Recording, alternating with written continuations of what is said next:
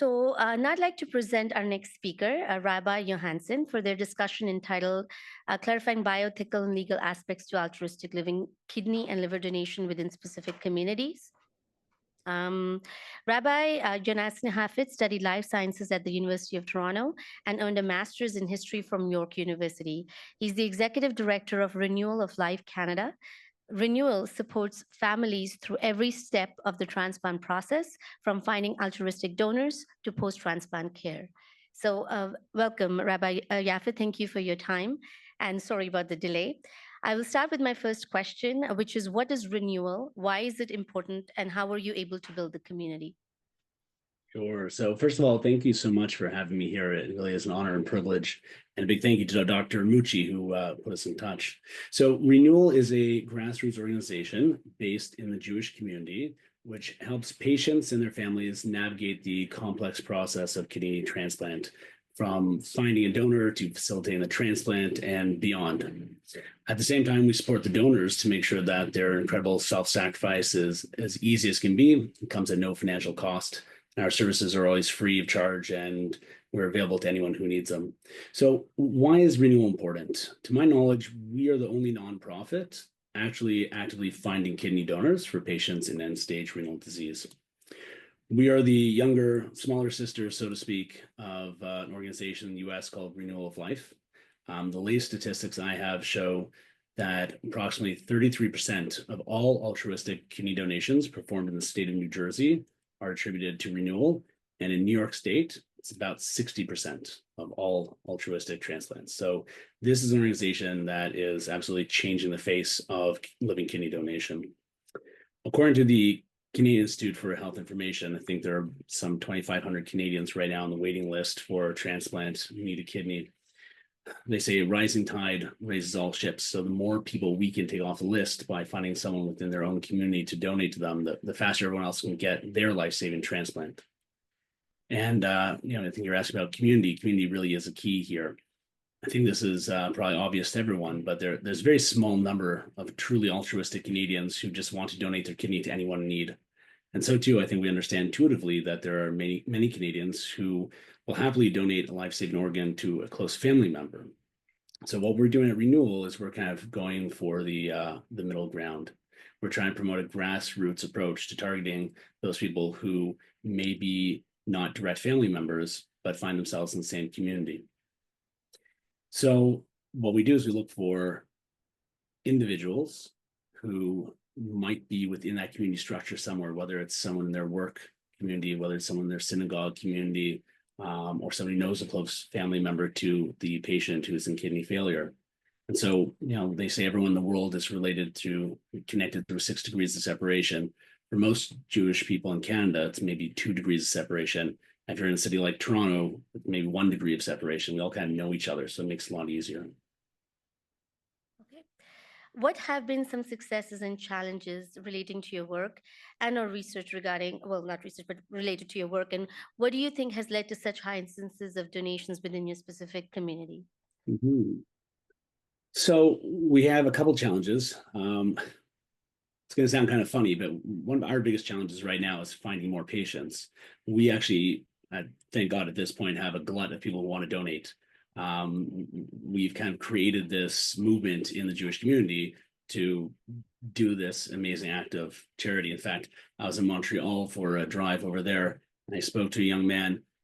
He was in his, I think, mid-20s, and he told me that from his graduating high school class, 8 of the kids out of 16 had already donated their kidneys. So it become like a thing to do in the community.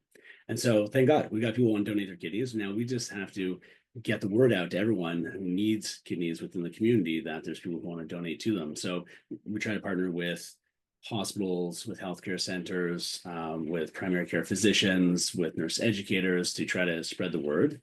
And one of the challenges is that there's about a 50-50 uptake, so to speak. I mean, when we speak to medical professionals, about half of them think this is a great idea. We can get more people off the waiting list. Another half are quite leery to try to identify Jewish patients and offer them our services. Another challenge that we face is that we're trying to spread this model across Canada. We only have the resources to work within our community, and obviously communities is where the grassroots works, right? So I've been trying to reach out to Catholics, Methodists, Latter-day Saints, Mormons, and other people. I'm also a chaplain in the Canadian Armed Forces. So I've got friends who are members of clergy of all different faiths. And so far, we haven't found any uptake, really. We think it's a really good idea. And it's working really well for us. And we think it'd be great if more people could do this. And so that's one of our big challenges right now.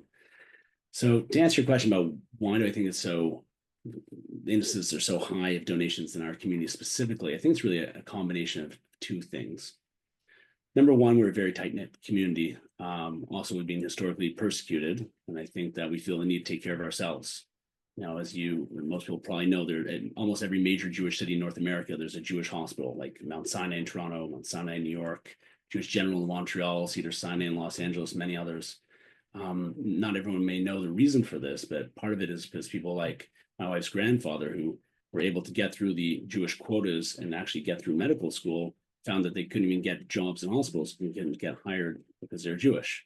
And so we made our own hospitals. We have our own systems for ambulance services as well. And we just feel the need to kind of take care of ourselves as much as possible, as much as we can. So I think that is one aspect, that tight-knit community that feels the need to take care of itself. And then the other aspect is the religious aspect, which is kind of independent from the Jewish communal aspect. And I think it actually behooves me to take a second and explain that the Jewish people are a nation. We're called Am Yisrael, the nation of Israel. That's how we see ourselves. Some people within our nation follow the Jewish religion and some don't. Judaism is not a religion per se. Those who do follow the Jewish religion within the Jewish community have a concept of a mitzvah, a commandment. And the idea is that God tells us through the Torah, through the Bible, that we have to love our fellow like ourselves. We have mutual responsibility for each other.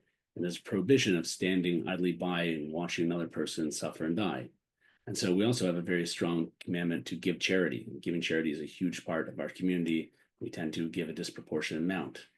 And so if you think about it, giving someone the gift of life by literally giving them part of your body is probably the greatest act of charity imaginable. And if I just kind of look out my window, I see charity signs up and down the street, collecting for different organizations, supporting different things.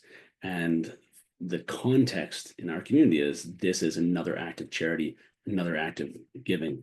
And so getting back to the challenge, really, if we want to spread this model to more groups, I think it'd be great if we could identify other groups with those similar factors, groups that are tightly bound communities, and also feel that deeply held belief system that's conducive to living organ donation. And so if we can find more of these communities and key leaders within those communities, we could probably help spread this grassroots model to raise that tide exponentially. I do have a few more questions, but I want to give the audience a chance to ask any questions if they may have.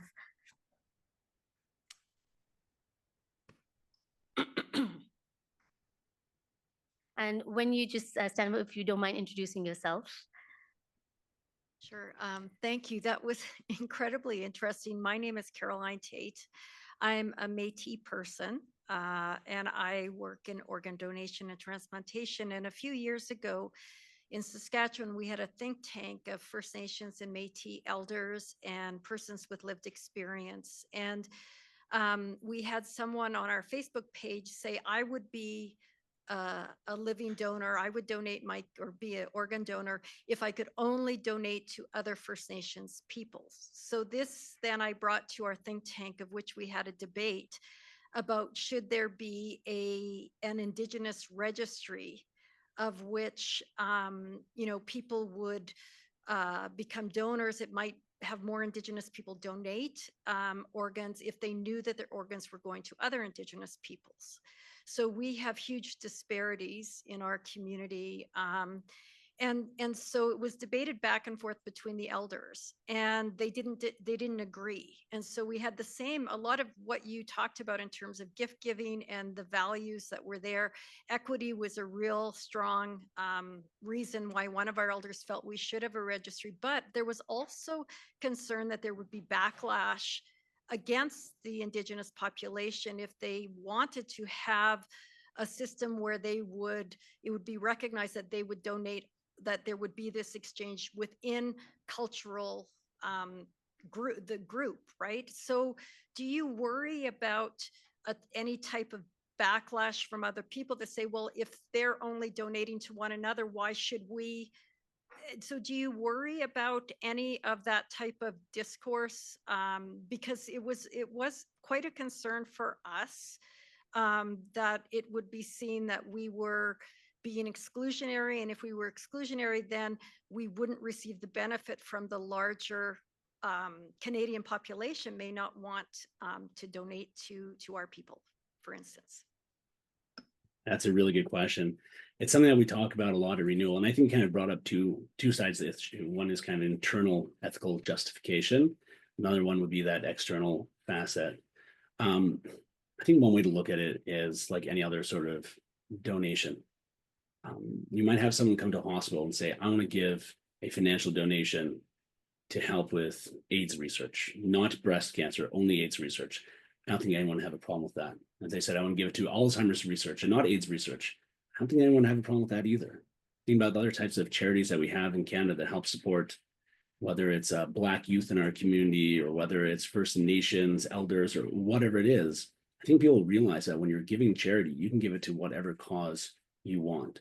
And that's how we view kidney donation. This is one act of charity that you can only do once in your life, and virtually everyone can do it. It's an amazing opportunity. So that's how we frame it.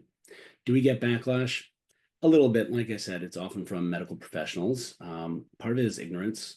I once met with an ethicist from a large hospital, and he was under the impression that we try to force people to give kidneys to rabbis, specifically Jewish communal leaders. And I explained it's obviously not the case, or that we're trying to specifically get women to donate to men and not vice versa. It's definitely not the case. In fact, the last 3 donations we did were all women to women. It's just how it happened to be. Part of it is acknowledging the reality that you brought up. To quote what you said, I would like to be a living donor if I could only donate to other First Nations people, right? So too, we find that people want to donate to their friends and family first, to other people less so. And then, there's always that middle ground where people feel connected to some degree. And I think recognizing that reality of human nature, that we like to give to our own community first, there's nothing wrong with that. There's nothing wrong with someone saying, I want to give a kidney to my father who's in need, and not to some stranger who's not my father. And so too, to my neighbor in need, and so too, to my coworker in need. We can draw the lines and boundaries wherever we want to define those communities and those relationships. And I think the more people that get that idea, the more lives we can save. Any other questions? Actually, I'm very intrigued. I'm intrigued by the data that came out of Israel. So I'm interested in the gendered aspect of living kidney donation. And globally, including Canada, there are more women living kidney donors than men. And what has your experience been when you have men and women, or perhaps a gender diverse individual, come forth for living kidney donation? Do you find that the motivations are driven by different factors, or do you find that it's just the act of giving that you see perhaps more in certain genders and not the others? What has your experience been? Well, it's a really good question. I wish I'd prepared better and gone through the numbers. In America now, Renewal's done around 1,100 transplants. In Canada, we've only done about 60 something. We're a much younger organization, much smaller population, and much smaller organization staff wise as well. So I can't tell you, but I can tell you kind of just anecdotally what I've noticed is that within our community, women don't tend to donate until they're kind of past their childbearing years, because they tend to get pregnant often and have kids often, and it can be really hard to do that and undergo surgery. And so it tends to be that our female donors are more often in their late 40s up till 60s, whereas our male donors are much more kind of spread around the age spectrum. I'd say we've had from, I think, probably 20s was the youngest, until I think the oldest is also 50s, 60s. Who they want to give to. I've never ever heard anyone say I'd rather give to a man or a woman to a man. I've never heard that before from anybody. I do meet with virtually all the potential donors. Sometimes they're just motivated by stories. And so we try to get faces and names and stories out there as much as possible. On our website, you can kind of click and see who is this person, is this I'll tell you my own story. I got interested in donating my organs when I was living in Israel. My wife showed me an ad in the local circular. It said, mother of 5 needs a kidney transplant. And my wife said, go do it. And so I went and I started the process. I did match with her. But when I came back to Canada, I said, yeah, I'm going to keep doing this. And a friend of mine had just donated his kidney. He's the one who actually founded the Canadian chapter here of Renewal. And eventually, I started the process and got hired on the executive director. In fact, all of our staff members have either donated their kidneys or are in the process of doing it, just because we're passionate about it. But yeah, I understand the idea of donating someone who's similar to you, but I've literally never heard of anyone make any sort of gender separation when it comes to this. At this point, can I ask Dr. Mucci to actually join the discussion? Dr. Mucci does a lot of research in Ontario which looks at disparities amongst different communities. So would you like to comment on some of the discussions we've had, and particularly how can some of the findings being transferred and some of the successes can be transferred to different communities? I can answer for mine, but I think you have more insight into the others. Okay, so I use this microphone. Thank you very much for calling me up. And it's nice to have this session. I have met with the Renewal team many years ago, and I was fascinated by their stories. And as Rabbi Yonason mentioned, that all of their members have donated their kidneys. So I think that provides a tremendous credibility and trust. This in the previous session of this is donation, that there has been an important emphasis on how to maintain the trust and how to improve trust. And I think whilst I agree with Shafali that yes, systems approaches are needed, but we have seen in living donation that actually only the grassroots initiatives seem to work well. There have been a number of studies trying in different communities and different approaches to promote living donation, increase the acceptance of this increased donation itself. And only the ones where people went out to the community, where it happened between people, real people, as Rabbi Yonason mentioned, there are faces that need to be known. And if there are faces, if there's a sense of community, then donation may be triggered. And there is a number of ways to invoke that altruism, which is in many of us, and just as CBS's slogan is, it's in you to give. And it's important to how to promote that within communities. As Hayden Stoke mentioned, there is a strong sense of community within ACB communities as well. And we see that in other communities with whom we are talking. So I think it is very important to build on this grassroots community sense when we talk about a donation that includes some perceived risks and some real risks. And I think learning how Renewal is able to bring this motivation within the Jewish community and try to see how it works in other communities. And we have been working with mosques and religious leaders in the Muslim community. The same commandments around doing good and saving lives are being taught in the Quran and in their religious thinking. So potentially building on those religious motivations and spiritual motivations, if it's not linked to specific religion, I think it is also potentially helpful. What we try to do, work with the Renewal and work with other communities who are not as lucky at this point in having high living donation rates, to understand what are those motivations, what are the factors that work for Renewal, and how do those resonate with other communities, and how can some of these elements be transferred? Because what we saw, there was mention about the Enact LKD initiative in Ontario. It was a large system-based quality improvement approach using education, using administrative support, even financial support to renal programs. And unfortunately, we have not been able to improve living donation in Ontario through that process. Whereas in Jim Rodriguez, the house call study in the US, within urban Black populations, going to the communities, going to churches, going to community centers, out from the hospital, talking to the people there, just like Renewal goes to synagogues and community centers. I think that's when really people can realize what it means to be on dialysis, which is an important factor in donation, because many people don't know what it means to be on dialysis.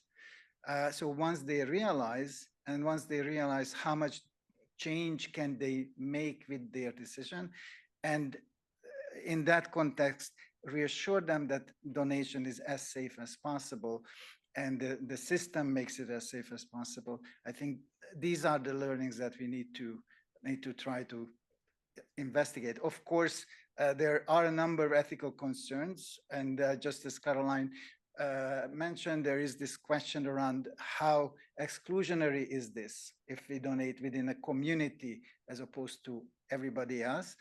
I think one aspect is that family as a concept is very different in different cultures. We live in and we accept a European centered, a dominant white-centered family concept, which is very different in different African, Caribbean, Black communities. It's different in the Chinese culture. So why are we imposing our own family concept and not others? So, but clearly we have to be careful, and the ethical limits need to be transparent when we consider donations, living donations within communities. There is also a question whether this would increase inequities, because certain communities may be more able to do this than others.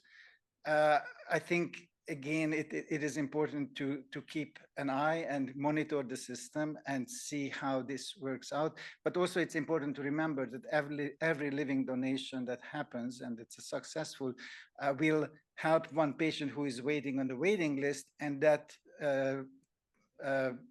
spot that is being opened is available for someone who is waiting. So it is eventually supporting the larger society as well.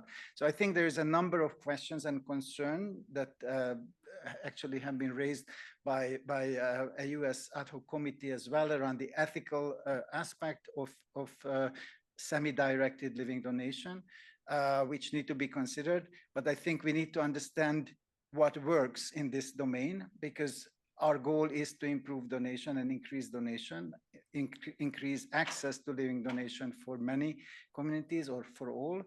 And we need to understand the systems that are working. And I think Renewal Europe, just by the numbers that we just heard, I think it is clearly a system that is working. Similar systems are working in the Netherlands. Again, these community-based approaches. I think we need to understand, and then we need to figure out how to combine the system-based approaches with the grassroots community-based approaches that Renewal sets an example here. Okay. Anyone has any other questions? We may be able to take one. Yes. Oh, there were a couple actually. Quick questions. A little bit more of a statement, but congratulations on both projects. Actually, they were fantastic. I would throw out a slightly different definition of community as well, because having gone through the process of looking for a living donor twice successfully, living donation is entirely different than deceased donation. We go looking for a living donor using essentially a snowball sampling method. We go to our family first, and we go to our neighbors and our friends. And so when I am highly sensitized, I was hard to match. And so when I went out, I went to the people that I know. And of the people that came forward, I have a bit of a humbling number of people that came forward, but about a third of them came from my church, and 2/3 of them came from this community. You are my community, because those of you who worked with me, you are my community. And so there was health professionals and HLA lab technicians and all of that. And so the community was not just my faith community, it was also my work community and all those kinds of things. And so I think that we do need to look at living donation in many different ways from how I think we traditionally look at deceased. Thank you for that comment. I absolutely agree. Community is not just defined by religion or like ethnicity or your background. I think especially in a country like Canada, I do think there's a much more broader definition of community. We did have one more question right at the back. I don't know if we can get the mic to them.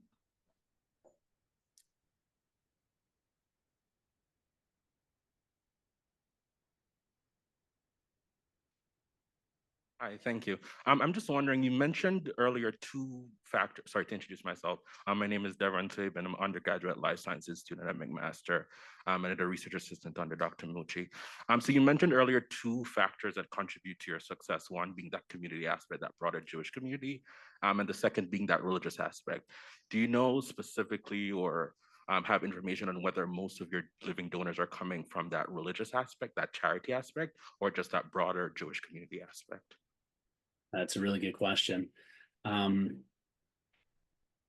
can tell you that in general, it's both factors together, but certainly what we're seeing quite obviously is it's mostly religiously observant Jews who are donating their kidneys to religiously non-observant Jews. And part of that is the fact that the religiously observant Jews, they have the two factors, right? It's a member of my community and I have this religious belief. And the reason it's primarily going to religiously non-observant Jews or secular Jews is because it just sociologically tends to be that the religiously observant Jews tend to have bigger, stronger family dynamics. And I know that kind of within my direct community over here, if someone needed a kidney, they'd be able to get it very quickly from the family member because they have those close bonds and they have those more kids. I mean, thank God I have 8 kids myself. A lot of my friends have more. And so we kind of have those extended networks built in, whereas the less religiously observant Jews tend to have less children, less strong communal bonds, and they have to kind of turn to us to help them. And just going back to what the previous commentator added, we also take that snowball approach. We tend to kind of see what their natural networks are, i.e., a patient comes to us, says, "Hi, I need a kidney. I got a call today from someone in Vancouver saying my dad needs a kidney."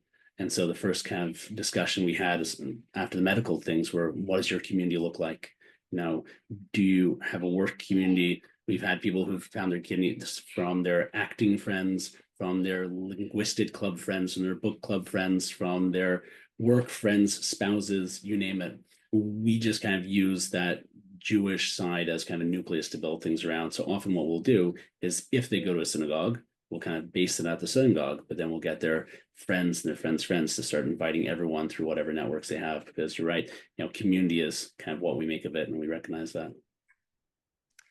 Thank you very much. I want to thank Rabbi Jaffit for his insightful discussion, as well as Dr. Mucci for his comments, as well as our speaker. I'd like to conclude with the following statement. Living donor kidney transplantation is the best treatment for most patients who have kidney failure. It saves the healthcare system quite a bit of money, but it is actually the most sustainable treatment. I'm not sure how many of you have seen a dialysis unit and the amount of waste that is generated with one-time use plastics and how much water is wasted. So as a society, I think not just because of the money and because of the benefit to the patient, but for the future generations, we have to do more to promote transplantation, deceased donor transplantation, as well as living donor transplantation. So thank you very much.